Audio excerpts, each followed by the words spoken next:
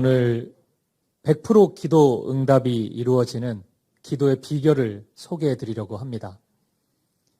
믿지 않으시는 눈치이신 것 같은데, 우리는 지난주에 초대 예루살렘 교회가 오로지 기도에 힘쓰고 있는 모습을 말씀을 통해서 확인해 보았습니다. 그 모습을 보면서 많은 성도님들이 기도에 도전을 받았다고 해요. 내가 기도를 너무 안 하고 있었구나. 기도를 잘하고 싶고 꾸준히 하고 싶다. 이런 소망을 보여주셨습니다. 그런데 동시에 이런 이야기도 많이 하시더라고요. 목사님, 기도가 참 어렵습니다. 기도하기가 참 힘들고 꾸준히 기도하는 것은 더 어려운 것 같습니다. 이런 이야기도 들려주셨습니다. 우리가 기도를 꾸준히 할 수 있는 최고의 동력이 하나 있다면 그것은 기도 응답입니다. 기도가 응답되기 시작하면 기도를 계속 하게 돼요. 기도가 즐거워지기 시작합니다.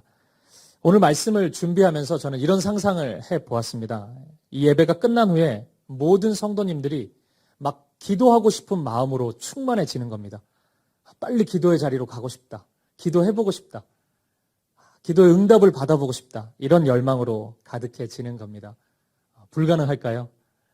가능할 겁니다. 하나님께서 반드시 우리를 그렇게 기도의 자리로 인도해 주실 것입니다. 오늘 본문의 말씀은 우리에게 있어서 상당히 익숙한 말씀입니다. 기도에 대한 이야기를 들을 때마다 이 말씀 빠지지 않고 들었던 것 같아요. 구하라, 주실 것이다. 이 말씀 언제나 들었습니다. 그리고 이 말씀은 우리의 가슴을 설레게 하기에 충분합니다. 생각해 보십시오. 구하면 주시겠다고 말씀하고 있습니다. 마치 요술램프의 지니처럼 내가 소원을 말하면 다 응답해 주겠다고 말씀하고 있습니다. 여러분, 이 말씀이 사실이라면 여러분은 무엇을 구하시겠습니까? 돈을 좀 달라고 구하시겠습니까? 아니면 집이 좀 넓었으면 좋겠는데요. 아니면 자동차가 조금 더 좋았으면 좋겠는데, 아니면 우리 자녀들이 시험 성적이 조금 더 잘 나왔으면 좋겠는데, 우리 아들 결혼했으면 좋겠는데, 다양한 소원들이 있을 것 같습니다. 오늘은 우리에게 너무나 익숙한 이 말씀을 다시 한번 차근차근 살펴보면서 예수님께서 이 본문을 통해 우리에게 원하시는 바는, 우리에게 바라는 바가 있다면 그것이 무엇인지를 확인해 보도록 하겠습니다. 그리고 그렇게 확인된 주님의 마음이 오늘 저와 여러분의 소망이 되고 우리 사김의 교회의 소망이 되어서 우리 모두가 그 바람, 그 기도의 열망으로 기도의 자리로 나아갈 수 있기를 간절히 축복합니다. 먼저 우리가 기대하는 것처럼 오늘 본문이 무엇이든 구하는 것은 다 주겠다는 말씀이라면 두 가지 조건이 충족되어야 합니다. 첫 번째는 이 말씀을 하시는 주님이, 하나님이 그런 능력이 있는 분이어야 합니다. 내게 구하라, 줄게 이렇게 말씀해놓고 그 말씀을 주시는 분이 그 능력이 없어요. 줄 능력이 없어요. 가지고 있지를 않아요. 그러면 너무 허무하지 않습니까? 하나님이 그런 능력이 있어야지 우리의 기대를 만족시킬 수 있습니다. 그리고 두 번째 조건은 이것은 하나님의 성품과 관련된 것입니다. 하나님이 그런 능력이 있다 하더라도 과연 하나님이 그런 식으로 구하는 것을 정말 다 주시는 분이시냐 하는 문제입니다. 저는 아들 둘이 있는데 첫째와 둘째 나이 차이가 좀 있습니다. 그래서 둘째는 좀 어린데 초등학교 2학년입니다. 이놈이 원하는 게 가끔씩 생겨요. 그러면은 그것을 원하는 대로 잘 받지를 못하다가 어느 순간 그걸 얻어내는 방법을 알아냈습니다.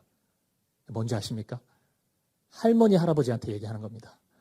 엄마, 아빠한테는 안 먹혀요. 할머니, 할아버지한테 가면은 웬만해서는 다 사줘요. 이거 먹고 싶어요 이러면 먹을 거 다 사주고, 점점 살이 쪄가고 있는데 막 사주고, 장난감 사달라 그러면 사주고, 할머니, 할아버지는 그렇게 이 손주가 예쁜가 봐요. 웬만해서는 다 들어줍니다. 두 번째 조건이 맞으려면 하나님이 이런 분이어야 되죠. 할머니, 할아버지 같은 분이어야 합니다. 성격 좋은 분이어가지고 내가 묻지 않을게. 이건 네가 왜 필요한지 내가 따지지 않는다. 다 줄게. 이런 분이어야 합니다.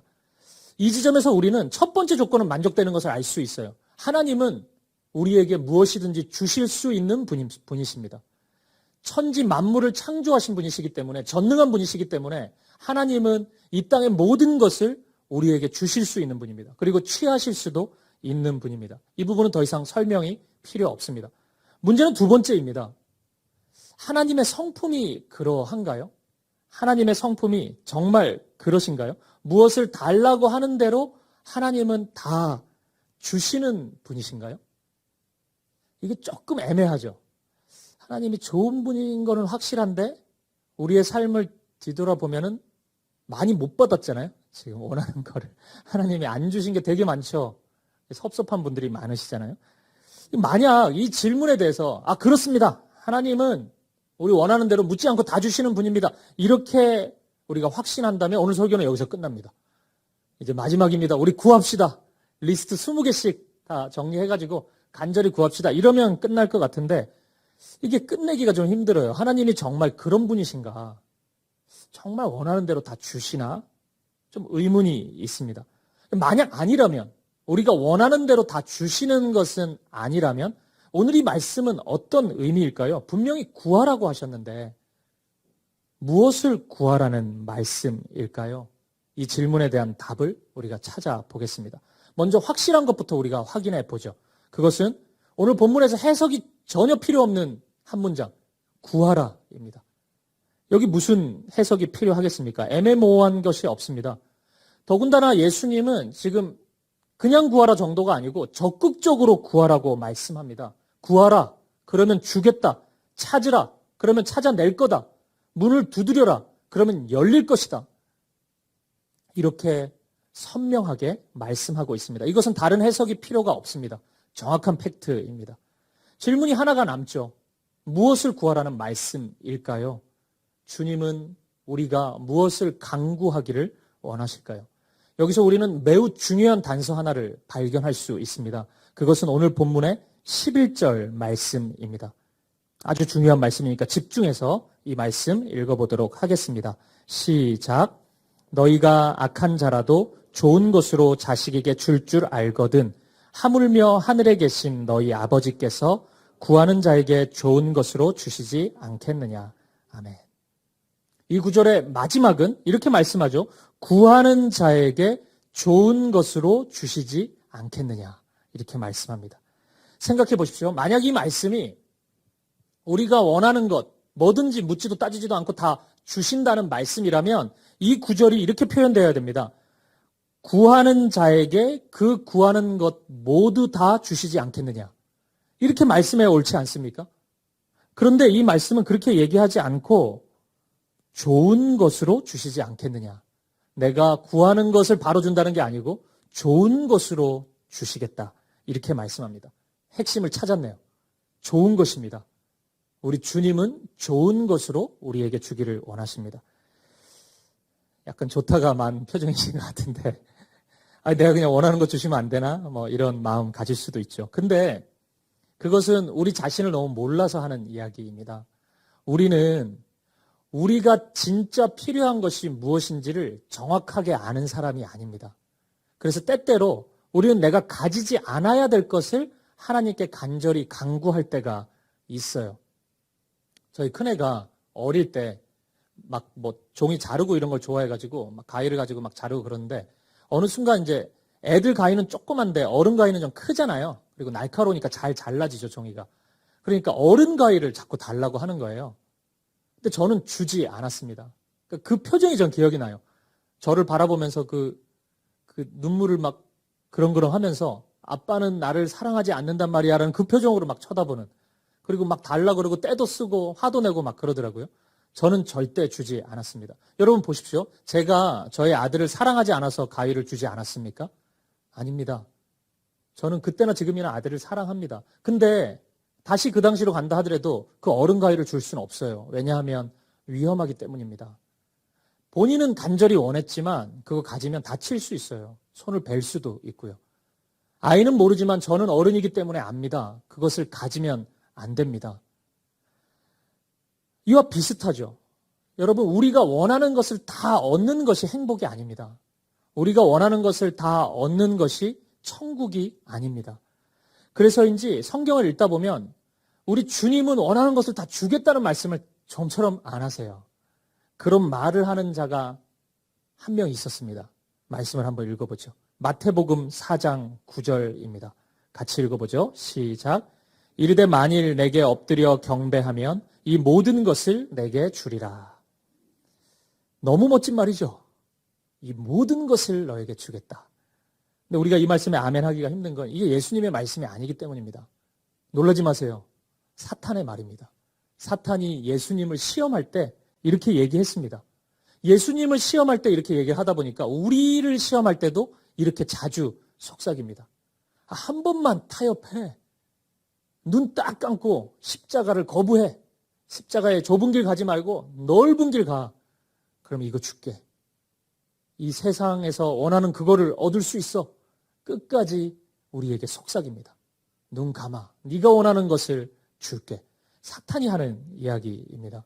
우리 하나님은 그렇게 이야기하시지 않습니다. 왜냐하면 우리 하나님은 온전한 지혜를 가진 분이기 때문입니다. 그러므로 오늘 말씀이 의미하는 것은 아무거나 다 구해라. 뭐든지 다 줄게. 이런 말씀이 아니고 좋은 것을 구하라. 좋은 것을 찾아라. 그렇게 구하고 찾는 이에게 나는 항상 좋은 것을 주는 자다. 이렇게 말씀하고 있는 것입니다. 여러분, 오늘 본문 마태복음 7장이 포함된 이 말씀은 이 산상수훈의 말씀입니다. 산상수훈이 뭐냐면 예수님이 산에서 설교하셨다 그래가지고 산상수훈이라고 이야기합니다. 마태복음 초반부에 아주 길게 이 산에서 설교한 말씀이 이어지고 있습니다. 이 산상수훈 말씀 안에 우리가 믿고 있는 이 기독교의 기본 진리들이 다 담겨져 있어요. 오늘 본문 마태복음 7장이 그 산상수훈 안에 있는 말씀입니다. 그런데 바로 앞장에 있는 6장에서 예수님이 계속 설교하고 있는 그 앞에 말씀에서 예수님은 이미 무엇을 구하라라는 말씀을 이미 하셨습니다. 말씀을 한번 보죠. 마태복음 6장 33절입니다. 이 말씀도 같이 읽어보겠습니다. 시작. 그런즉 너희는 먼저 그의 나라와 그의 의를 구하라. 그리하면 이 모든 것을 너희에게 더하시리라. 아멘. 예수님은 무엇을 구하라고 말씀하셨죠? 그의 나라와 그의 의를 구하라고 말씀하셨습니다. 이 말씀을 조금 쉽게 표현해 본다면 매사에 하나님의 나라가 내 삶 가운데 이루어지기를 간절히 바라는 마음입니다. 하나님의 나라가 있잖아요. 하나님이 다스리시는 그 사랑의 나라. 그 나라가 우리 가정도 그 나라가 됐으면 좋겠고 우리 교회도 그 나라가 됐으면 좋겠고 나의 삶의 자리, 우리 회사, 우리 학교, 내가 만나는 사람과의 관계 속 뭐든지 어디든지 그 하나님 나라가 임했으면 좋겠다라는 그 간구하라는 거예요. 하나님의 뜻이 있잖아요. 우리가 모를 때도 많지만 그 뜻이 이루어지기를 간구하는 거예요. 하나님이 나를 통해서 이루시고자 하는 그 계획을 이루어 주시옵소서. 이 일을 통해서 이 삶을 통해서 이루어 주시옵소서. 그렇게 간구하라고 말씀하는 의미입니다. 하나님 나라와 의를 구하라는 건 그런 의미예요. 예수님께서는 이미 바로 앞장인 마태복음 6장 말씀에서 그렇게 구하라고 말씀하셨습니다. 이런 맥락에서 본다면 오늘 본문에 구하라는 말씀도 아무거나 구하라는 말씀은 아닐 것입니다. 하나님의 나라가 내 삶에, 하나님의 뜻이 내 삶에 이루어지기를 간구하라는 말씀입니다. 우리가 마태복음 6장부터 7장 계속 읽어보면 알지만 이 산상수훈 말씀 안에 마태복음 6장은 주기도문이 나와요. 그러니까 주님이 가르쳐 주신 기도, 우리가 다 알고 있는 그 기도가 나옵니다. 그런데 이 마태복음 6장 33절 하나님 나라와 의를 구하라는 말씀은 이 주기도문의 핵심입니다. 무엇을 구해야 되냐면 이것을 구해라 라고 하면서 주기도문을 알려주시고 6장에서 이런저런 설명을 하신 다음에 그래서 너희는 이렇게 간구해야 돼 예수님이 말씀하신 것입니다. 주기도문에 이런 표현이 있죠. 마태복음 6장 10절입니다. 나라가 임하시오며 뜻이 하늘에서 이루어진 것 같이 땅에서도 이루어지이다. 이미 2번이나 말씀하셨어요. 예수님은. 무엇을 구해야 되냐면 하늘의 뜻이 땅에서도 이루어지기를 구하라. 하나님 나라와 하나님의 의를 구하라. 그리고 7장으로 넘어와서 또 구하라고 하시잖아요. 근데 뜬금없이 자동차를 구하는 게 맞습니까? 막 이렇게 구하라고 했는데 갑자기 집을 구하고 우리가 이런 간구를 하지 말아야 되는 것이 아니라 적어도 오늘 본문이 이야기하는 구하라는 말씀은 그 의미는 아니라는 거죠. 이미 2번이나 무엇을 구해야 되는지 말씀해 주셨고 지금 또 반복해서 구하라고 한다면 그것은 좋은 것, 하나님 나라와 하나님의 뜻을 구하라는 주님의 말씀인 것입니다. 이제 어느 정도 된 것 같습니다. 정리가 좀 되는 것 같아요. 아, 구하라는 말씀이 이거구나. 여러분 눈빛을 보니까 조금 이해가 된 것 같습니다. 이제 하나 남아 있어요. 그건 뭐냐면 오늘 본문의 제일 마지막 절인 12절입니다. 이 구절이 조금 이상해요. 같이 한번 읽어보겠습니다. 7장 12절 시작.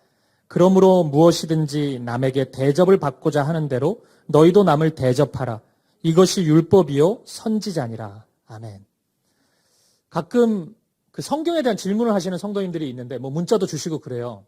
근데 종종 이 구절을 질문하세요. 왜냐하면 읽어보면 좀 이상해요. 구하라, 찾으라, 두드리라 막 이렇게 나오다가 그러므로 이럽니다. 그러면 결론이잖아요. 지금까지 했던 얘기의 결론인데 좀 뜬금없어요. 남을 대접하라. 이렇게 결론을 맺습니다. 머리가 좀 아프죠? 예수님이 갑자기 딴 생각을 하셨나? 이 얘기를 잘 하다가 왜 전혀 생뚱맞은 얘기를 하시는 걸까? 이런 생각이 들 수 있습니다. 어떻게 연결이 될까요? 예수님이 그런 다른 얘기를 하시진 않았을 텐데 하나님 나라를 구하는 것과 남을 대접하는 것은 무슨 연결이 있을까요?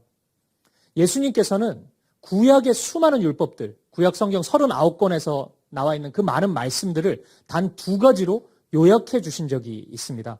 마태복음 22장 37절에서 40절 말씀입니다. 이 말씀은 제가 읽어보겠습니다. 예수께서 이르시되 내 마음을 다하고 목숨을 다하고 뜻을 다하여 주 너의 하나님을 사랑하라 하셨으니 이것이 크고 첫째 되는 계명이요 둘째도 그와 같으니 내 이웃을 내 자신같이 사랑하라 하셨으니 이 두 계명이 온 율법과 선지자의 강령이니라. 아멘. 그 율법을 두 가지로 요약하셨는데 첫 번째는 마음과 뜻과 힘을 다해서 하나님을 사랑하라. 그리고 두 번째는 내 이웃을, 내 형제를, 자매를, 이웃을 나의 몸과 같이 사랑하라. 이렇게 말씀하십니다. 그리고 이것이 온 율법의 말씀이고 선지자의 강령, 선지자들이 이 땅에 와서 선포했던 말씀의 핵심이었다. 그렇게 말씀합니다. 여러분 오늘 본문 12절을 다시 기억해 보십시오. 네가 대접받고자 하는 대로 대접하라. 그렇게 말씀한 다음에 마지막에 뭐라고 하죠? 이것이 율법이요 선지자니라. 방금 마태복음 말씀과 똑같죠? 똑같잖아요. 이것이 율법이요 선지자다. 그러면 오늘 말씀은 이런 의미가 될 것 같아요. 율법의 말씀이 첫 번째가 하나님을 사랑하라는 의미였잖아요. 그런데 오늘 본문에서는 너희가 구해야 된다. 무엇을 구해야 되냐면 하나님 나라가 우리의 삶 가운데 임하기를 구해야 된다. 이건 같은 말씀일 가능성이 높습니다. 가만히 생각해 보면 그럴 수밖에 없어요. 여러분 하나님을 사랑하지 않는 사람이 하나님이 다스리시는 사랑의 나라를 꿈꿀 수 있겠습니까? 하나님을 사랑하지 않고 불신해요. 하나님은 뭘 그렇게 좋은 분이야. 막 이렇게 불신하는 사람이 이 기도 드릴 수 있어요? 하나님의 나라가 그분이 다스리시는 나라가 우리 가정에 좀 임했으면 좋겠네. 하나님 그렇게 해주세요. 이런 간구 어색하지 않습니까? 하나님을 사랑하는 사람만이 하나님의 나라를, 하나님의 뜻을 구할 수 있습니다. 그리고 두 번째, 율법이 이웃을 내 몸과 같이 사랑하라고 했습니다. 오늘 본문 12절과 연결이 되네요. 네가 대접받기 원하는 대로 남을 대접하라. 이것은 결국 이웃 사랑의 말씀이죠. 이웃을 내 몸과 같이 사랑하라는 것은 이런 의미겠네요. 내가 대접받고자 하는 대로 대접하라고 지금 본문에서 말씀하시니까 누군가가 있어요. 예를 들어 쓰러진 자가 있다고 해요. 그럼 우리가 그 사람을 보죠. 도와줄까 말까, 사랑할까 말까 망설일 수가 있습니다. 이걸 가정해 보죠. 내가 만약 이 사람의 처지였으면 어떻게 할까요? 내가 이 사람처럼 쓰러져 있어요. 주저앉아 있어요. 근데 나와 같은 이가 지나가고 있어요. 그럼 이 사람을 바라보면서 주저앉아 있는 나는 어떤 마음을 가질까요? 생각을 할 거 아닙니까? 이 사람이 날 이렇게 도와줬으면 좋겠다. 내가 너무 힘든데 이런 방식으로 이렇게 도와주는 한 사람이 있으면 얼마나 좋을까? 이 생각을 가지죠. 우리가 그렇게 가질 수 있죠. 그렇게 사랑하라는 거예요. 내 몸처럼 사랑하라는 이야기는 내가 이 사람의 입장이 되었을 때 바라는 그것을 해주라는 거예요. 그것이 나의 몸처럼 이웃을 사랑하라는 말씀이고 내가 대접받고자 하는 대로 남을 대접하라는 말씀인 것입니다. 그런데 이게 정말 어려워요.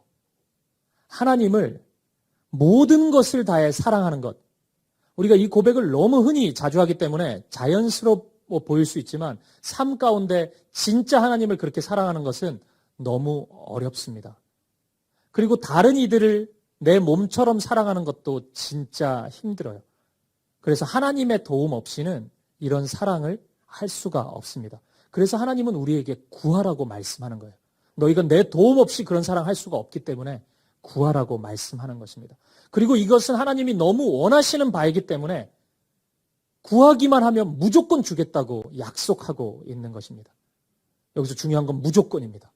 이걸 봐가면서 주거나 좀 오랜 시간을 걸쳐서 주거나 그게 아니고 무조건 즉시 주겠다는 것입니다. 여러분, 이것이 주님의 약속입니다. 이 주님의 약속을 신뢰할 수 있는 저와 여러분 되시길 축복합니다. 한 가지만 더 살펴보고 말씀 마치겠습니다. 누가복음 11장에 가면은 오늘 본문과 똑같은 말씀이 나옵니다. 한 절만 읽어보겠습니다. 누가복음 11장 13절 말씀입니다. 같이 읽어보죠. 시작. 너희가 악할지라도 좋은 것을 자식에게 줄 줄 알거든 하물며 너희 하늘 아버지께서 구하는 자에게 성령을 주시지 않겠느냐 하시니라. 아멘. 똑같은 말씀인데 뭔가 하나 바뀌었어요. 찾아낼 수 있으시겠습니까? 성령. 일부보다 좀 낫습니다. 찾아냈습니다. 오늘 본문에서는 좋은 것이라고 말씀하시는데 누가복음에서는 성령이라고 말씀합니다. 이 누가복음과 사도행전 말씀을 읽어보면 금방 이해가 돼요. 누가복음과 사도행전은 한 권의 책이거든요. 누가복음이 1권, 사도행전이 2권입니다. 누가복음, 사도행전 읽어보면 결국 성령을 받은 자가 이러한 삶을 살아요. 하나님을 사랑하고 형제를 사랑하고 이웃을 사랑하는 삶을 삽니다. 지난주 주일 말씀 기억하세요? 초대교회 성도들, 때마침 사도행전 2장이었잖아요.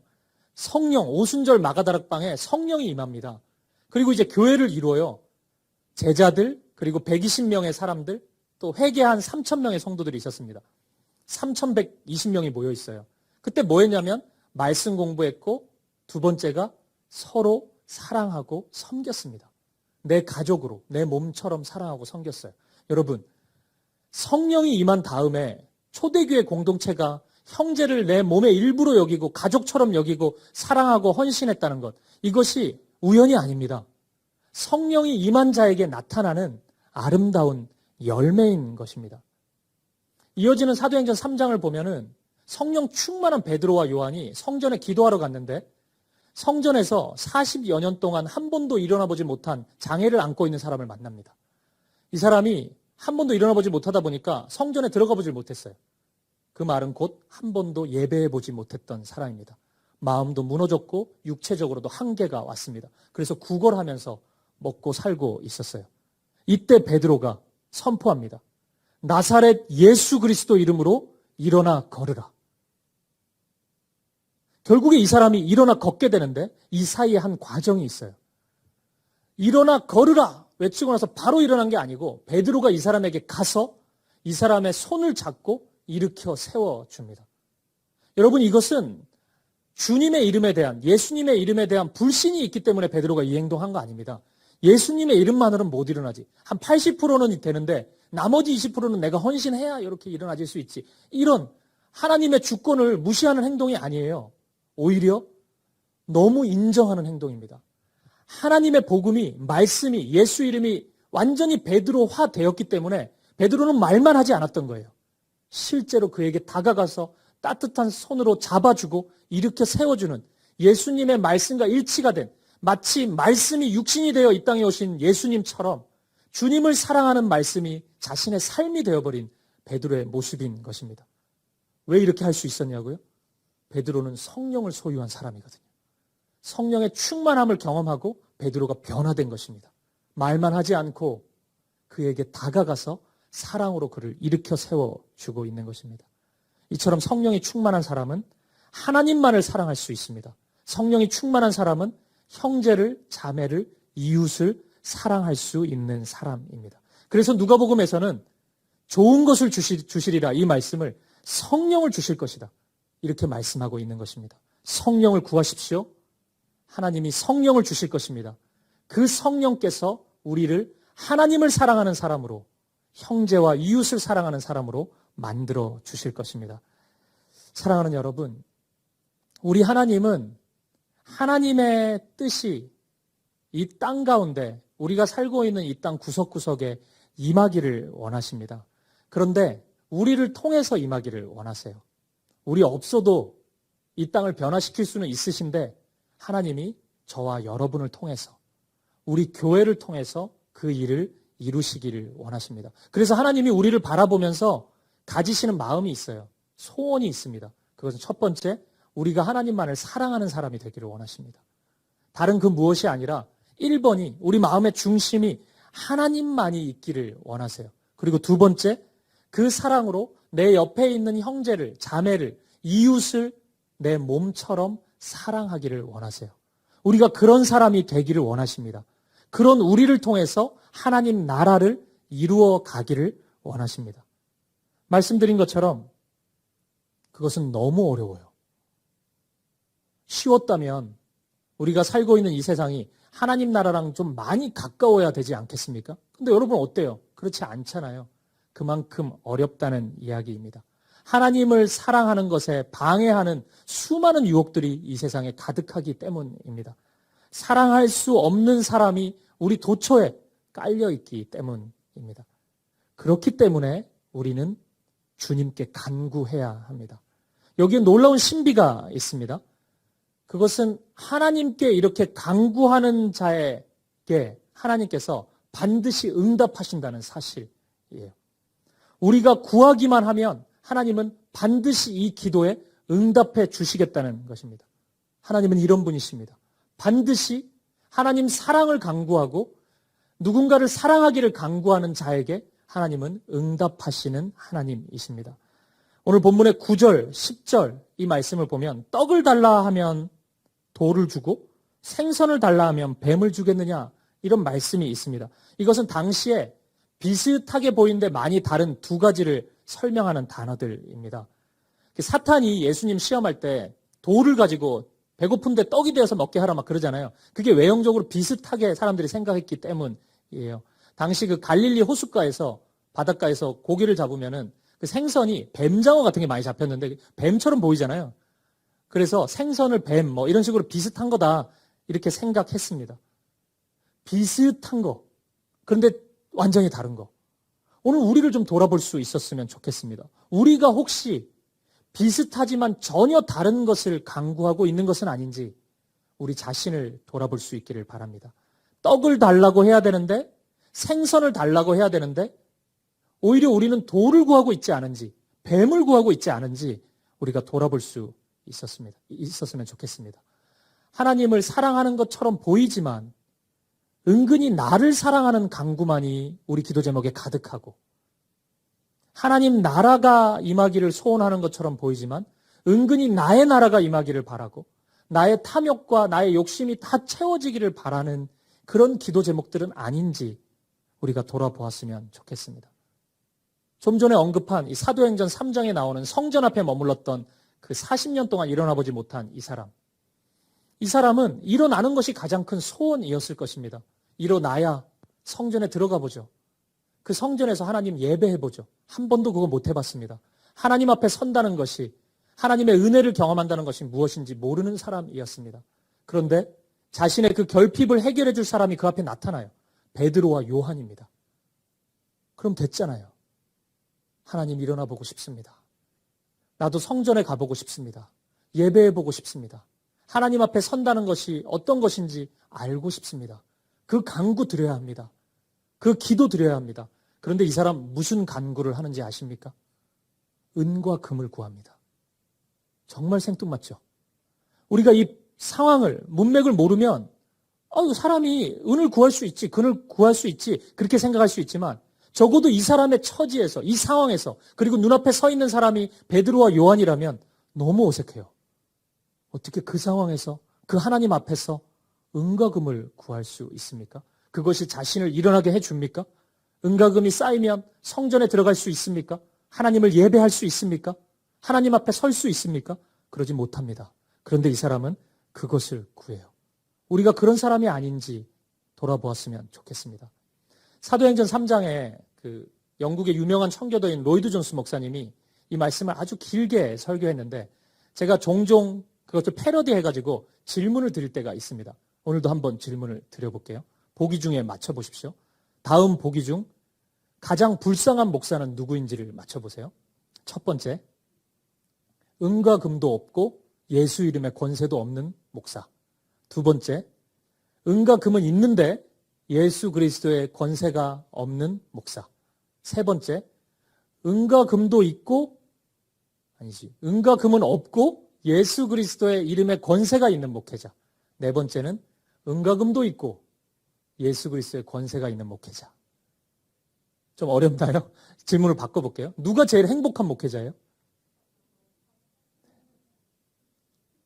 이 질문을 드릴 때 이 4번에서 가장 오답률이 높습니다. 우리는 이렇게 생각하죠. 은과 금도 있고 예수 이름의 권세도 있고 최고네, 다 가지고 있네. 근데 로이드 존스 목사님은 아니래요. 그 사람이 행복한 목회자가 아니래요. 이것은 이 목사님의 말씀이 그리스도인이 부자가 되면 안 된다 그런 이야기는 아니에요. 우리 마음의 중심을 얘기하는 것입니다. 무엇이 1번인가? 두 주인이 같이 있을 수는 없는 거예요. 예수님도 계시고 세상의 것도 있고 그건 안 되는 거예요. 그런 목회자는 없습니다. 가장 행복한 사람은 예수 그리스도의 이름만 있는 목회자입니다. 가장 불쌍한 사람은 누구예요?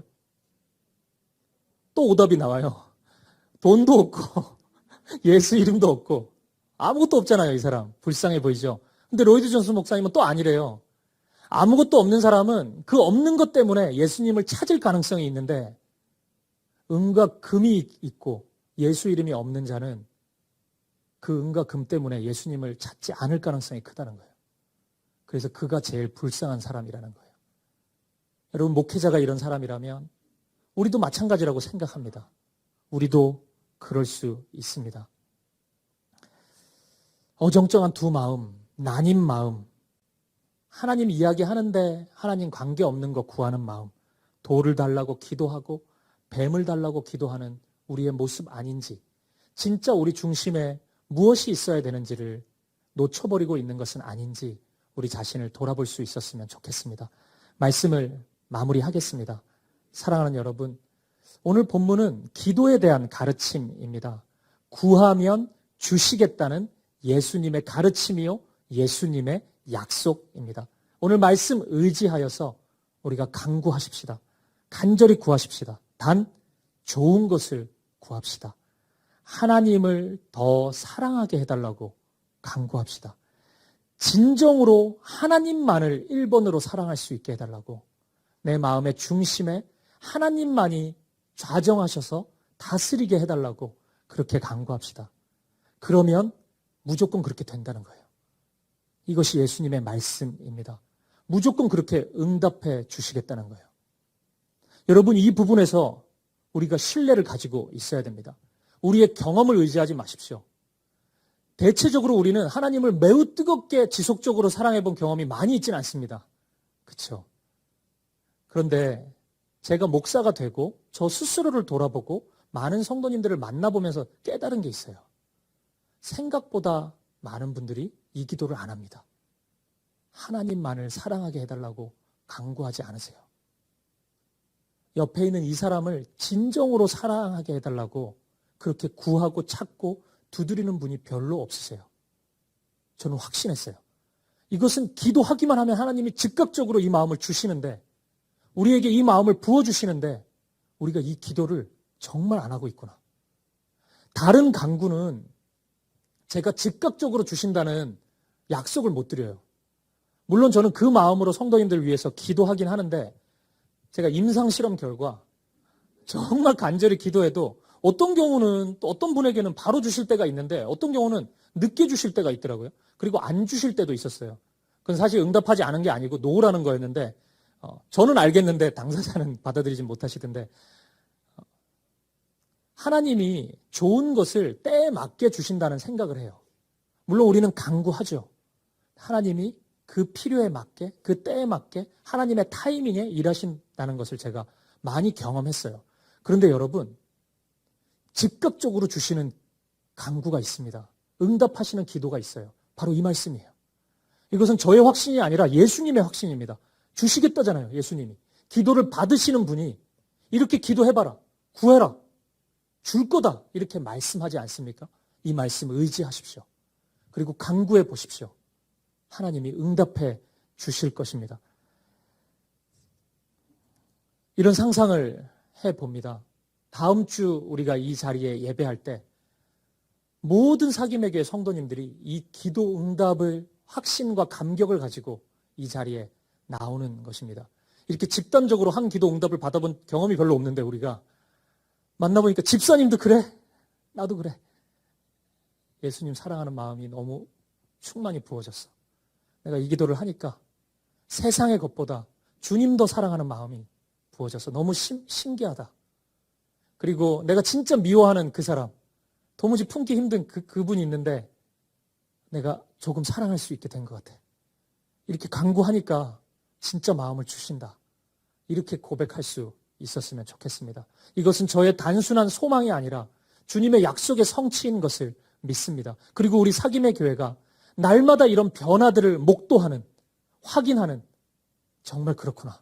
주님의 말씀에 의지하여서 우리가 더 주님을 닮아가고 사랑하는 자가 되는구나.